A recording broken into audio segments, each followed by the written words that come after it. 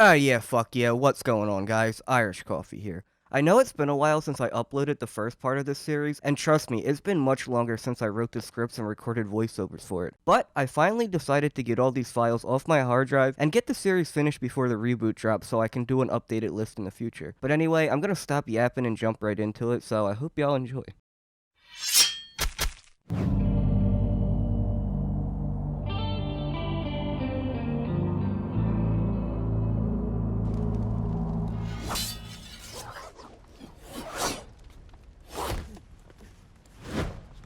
Did you really think you could match my skill? No. I'm gonna cheat. Finish it. This one's going to be a little bittersweet, hence the reason why I'm putting it kinda high up on the list. We're gonna be talking about the bitch that got Carlos killed, Jessica. You remind me of my old house cleaner. After the mission Red Asphalt, the boss received a phone call from Shondi, stating that a few of her and her hippie friends spotted Jessica outside the bank. Obviously, the bank wanting revenge on Jessica, he makes his way to the bank where the boss starts a hostage interrogation, taking out SWAT team personnel and police officers alike, then proceeds to shove Jessica in the trunk of her own car. A drawn-out police chase later, the boss arrives at a stadium in the University District, where a monster truck rally that Marrow just happens to be participating in is being held. Karma hits Marrow hard when the boss tricks him into crushing his girlfriend in the trunk of her own car.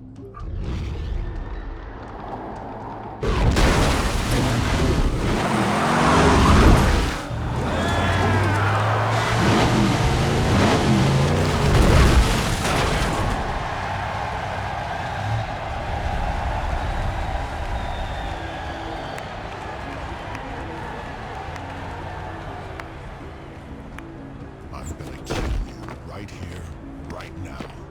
No, you're not. What's this? Do me a favor. When you check the trunk, just remember you should have offered me something better than 20%.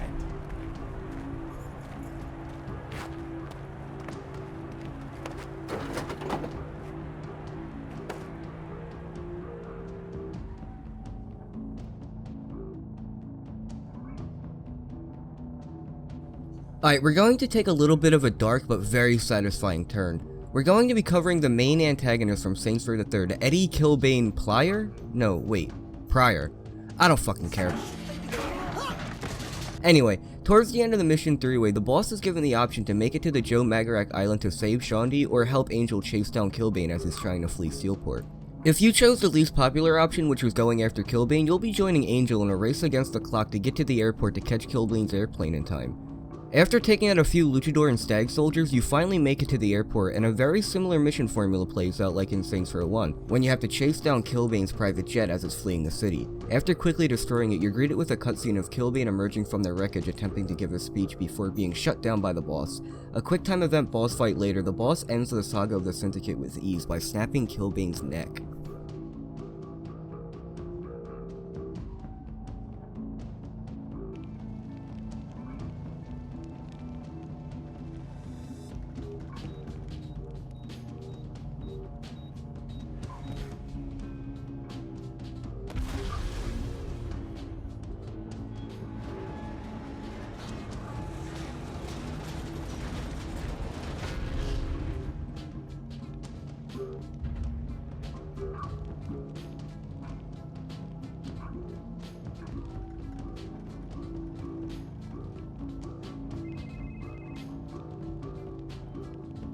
Kill that son of a bitch.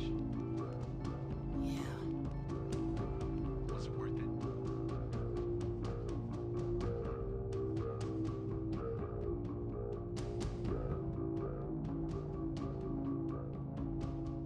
Continuing with the theme of big fellas and explosions, we're going to dig into the Marrow saga. Now, as I already covered, Marrow and his girlfriend Jessica killed fan favorite Saints Lieutenant Carlos as revenge for the boss literally melting off half of Marrow's fucking face. But shortly after the death of Marrow's girlfriend Jessica and crippling of his best friend Matt, a stolen weapons shipment, and a failed attempt at killing Marrow, the rest of the Brotherhood that are left and Marrow came up with a plan to ambush the boss at the Ultor Stadium. But that doesn't really go too well once the boss completely obliterates Marrow's monster truck and finds him crawling out of the burning wreckage before this very satisfying execution.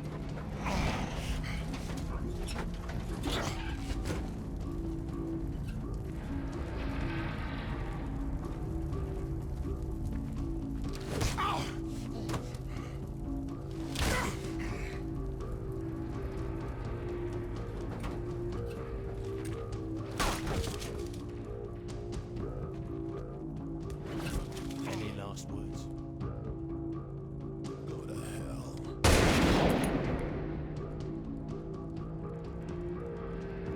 Sorry, didn't catch that.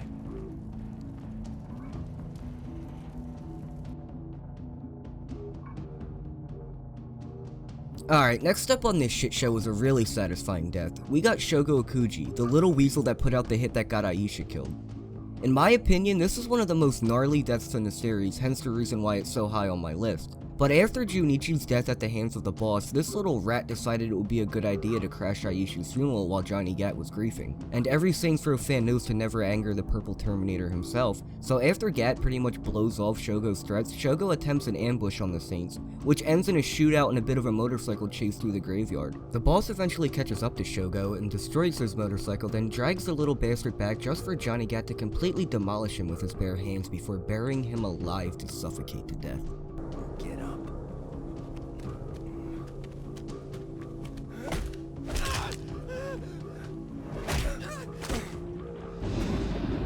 Get up.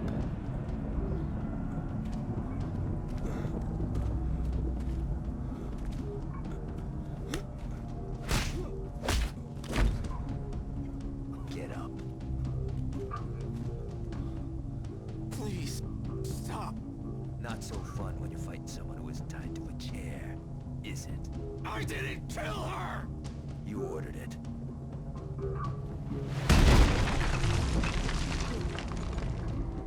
I'm sorry. Well, that brings her back, doesn't it? You couldn't even let her have a burial, you fucking piece of shit.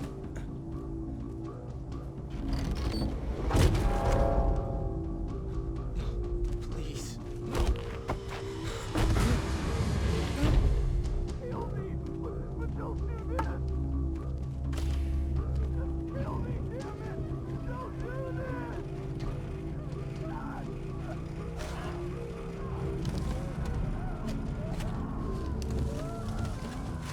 We're gonna cool it down a bit and move on to, in my opinion, the best death in the first Saints Row, which goes to Tanya Winters from the Vice Kings. Now, after Ben King was overthrown and Warren Williams met his demise at the hands of Tanya, the takeover doesn't sit too well for the Vice Kings as the gang started to fall apart without the leadership of Ben King. Meanwhile, the Saints and King start plotting to kill Tanya and rid the Vice Kings once and for all. After a very aggravating shop owner interrogation, Johnny Gat, the Playa, and Benjamin King successfully infiltrate Tanya's penthouse and begin the search for Tanya. Hope you don't mind hepatitis. What?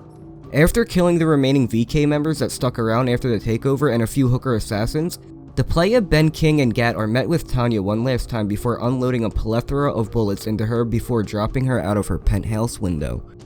You're not gonna be able to fuck your way out of this one. That's cute, sweetie. That's just precious.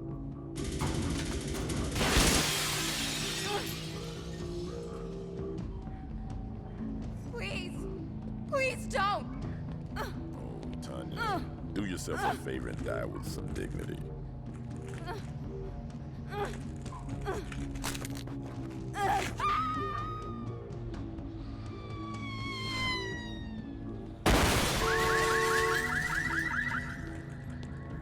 That sucks for your car. We better get out of here. The cops will be here soon. You coming, King? All right, let's go.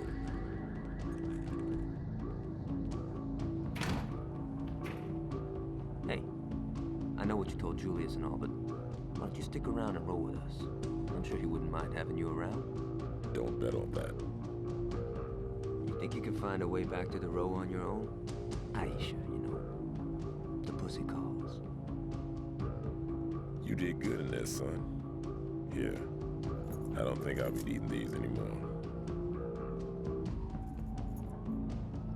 Okay, I'm gonna re-record this because that original one was a little muffed. But the next death is gonna be a little higher up on the list than it probably should be, but it's Zinyak from Saints Row 4. Now, I'm sure you're well aware of the story and events that take place in Saints Row 4. Earth blows up, lots of people die, sad for all. But the reason for this placement and ranking is because it's probably the gnarliest way somebody has died in both 3 and 4. The final boss fight is taking place, epic mech versus human battle. Zinyak eventually gets knocked out of his mech. A familiar quick-time event boss fight takes place, the boss gaining the upper hand in this battle, before ripping the head off of the alien emperor himself, avenging everybody that had just died on Earth.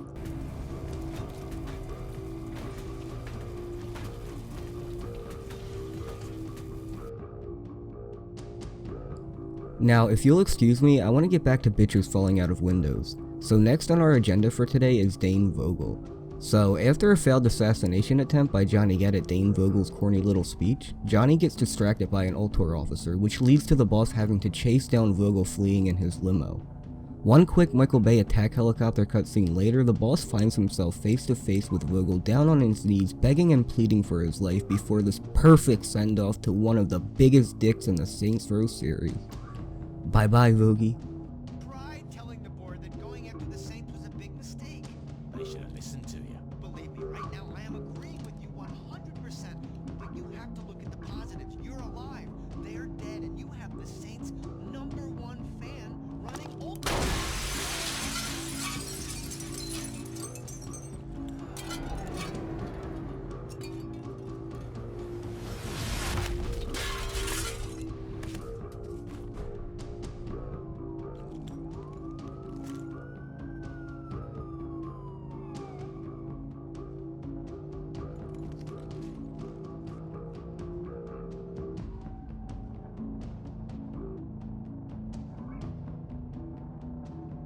Now we're down to, in my opinion, the #1 death of an antagonist in the Saints Row series, and this one's gonna take a little more of an edgy turn here, but we got the voodoo psychopath of the Sons of Samdi, Mr. Sunshine.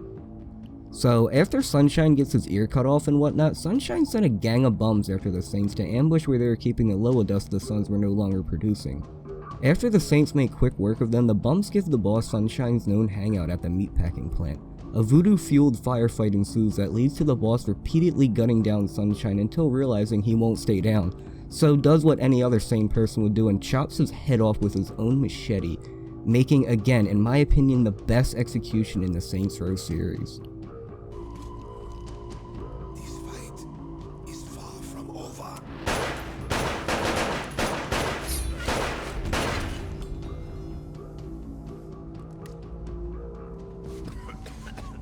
You think that will stop me? For fuck's sake, die!